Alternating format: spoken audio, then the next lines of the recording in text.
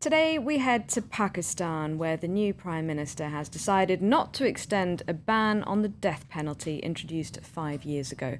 Nawaz Sharif's government says reinstating capital punishment is necessary to rein in on crime and militancy. But human rights groups, including Amnesty International, have condemned the move as inhumane and retrograde. This as thousands of prisoners sit on death row.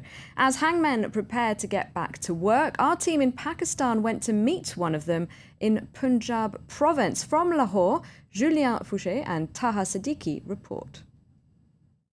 Sabir Masih works at the central jail in Lahore city.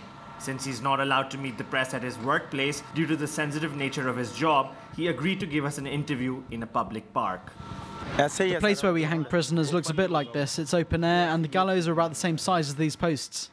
Sabir has a difficult job, but since he has hung over 200 people in a career that now spans over a decade, he speaks about the matter without a lot of compassion.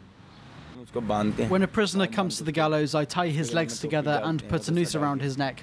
Then I put a hood on him and say, if you have any last prayers, you shouldn't say them aloud, but in your heart. When you pull the lever, what are you thinking? I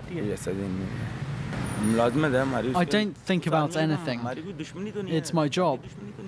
I have nothing against the person I'm hanging. It's not personal. It's just work. With the new government in office and an expected change of policy, Sabir and other hangmen like him have more than 8,000 death row prisoners to hang. I'm going to be busy every day. So how many per day? 3, 4 people. The maximum I've hanged in one day is 6.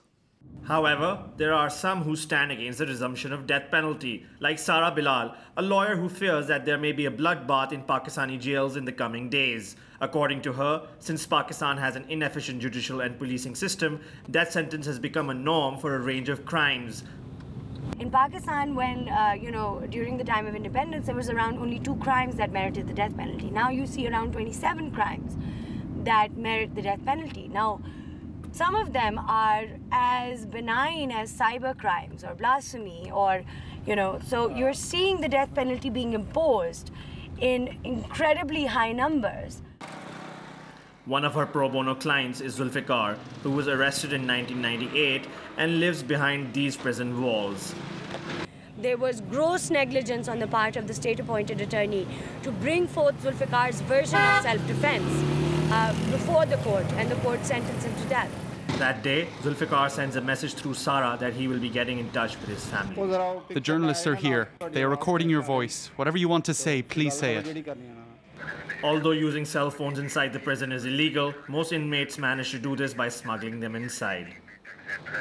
It's an 8 by 10 foot room with 7 to 10 prisoners in it. I've received 22 death warrants, and 3 or 4 times the suspensions only arrived within the last 24 hours.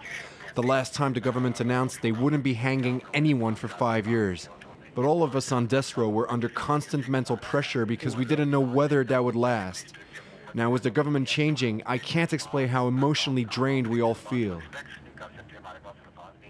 The new government plans to resume hangings from next month and execute 400 prisoners by the end of this year. With a race against time, Zulfikar and the fate of thousands of death row prisoners hangs in the hands of officials that have shown no signs of mercy.